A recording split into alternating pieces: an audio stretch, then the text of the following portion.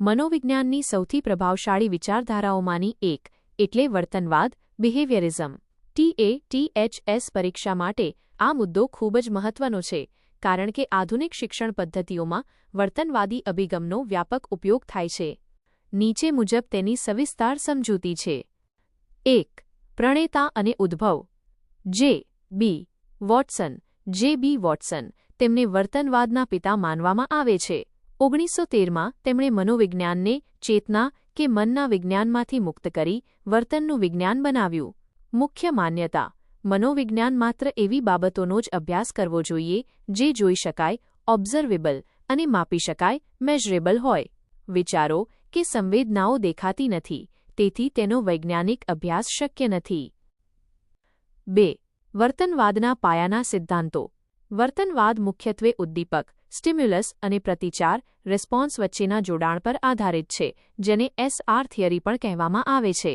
મુખ્ય વિચારકો અને તેમનું યોગદાન. 1. Ivan Pavlov. તેમણે શાસ્ત્રીય અભિસંધાન દ્વારા સમજાવ્યું કે કેવી રીતે કુદરતી ઉદ્દીપકને કૃત્રિમ ઉદ્દીપક ઘંટડી સાથે જોડી શકાય છે. 2. B. F. સ્કિનર. તેમણે કારક અભિસંધાન દ્વારા સબળીકરણ રીઇન્ફોર્સમેન્ટનો ખ્યાલ આપ્યો. તેમણે સાબિત કર્યું કે જો વર્તન પછી ઇનામ મળે તો તે વર્તન દ્રઢ બને છે. 3. થોર્નડાઇક. તેમણે પ્રયત્ન અને ભૂલ દ્વારા શિક્ષણના નિયમો આપ્યા. 3. વર્તનવાદની મુખ્ય લાક્ષણિકતાઓ. પર્યાવરણવાદ. વોટસન માનતા હતા કે વારસા હેરેડિટી કરતાં પર્યાવરણ વધુ મહત્વનું છે. તેમનું પ્રસિદ્ધ વિધાન હતું, મને 1 ડઝન તંદુરસ્ત બાળકો આપો, હું તેમને તમે કહો તે ડોક્ટર, વકીલ કે ચોર બનાવી શકું છું. વ્યક્તિલક્ષિતાનો વિરોધ. તેમણે આંતરનિરીક્ષણ પદ્ધતિનો સંપૂર્ણ ત્યાગ કર્યો અને પ્રાયોગિક પદ્ધતિ પર ભાર મૂક્યો. પ્રાણીઓ પર પ્રયોગ. માનવ વર્તનને સમજવા માટે ઉંદર, કબૂતર અને કૂતરા જેવા પ્રાણીઓ પર પ્રયોગો કરવામાં આવ્યા. 4. TATHS પરીક્ષા માટે શૈક્ષણિક વિનિયોગ. વર્તનવાદે શિક્ષણ જગતને ઘણી મહત્વની ભેટ આપી છે. પુરસ્કાર અને શિક્ષા. વિદ્યાર્થીના સારા વર્તનને પ્રોત્સાહન આપવા માટે ઇનામ અને શાબાશીનો ઉપયોગ. અભિક્રમિત અધ્યયન. વિષયવસ્તુને નાના નાના ભાગોમાં વહેંચીને શીખવવું. સ્કિનરની પદ્ધતિ. ડ્રીલ અને પ્રેક્ટિસ. અભ્યાસના નિયમ મુજબ વારંવાર મહાવરો કરાવીને શિક્ષણને પાકું કરવું.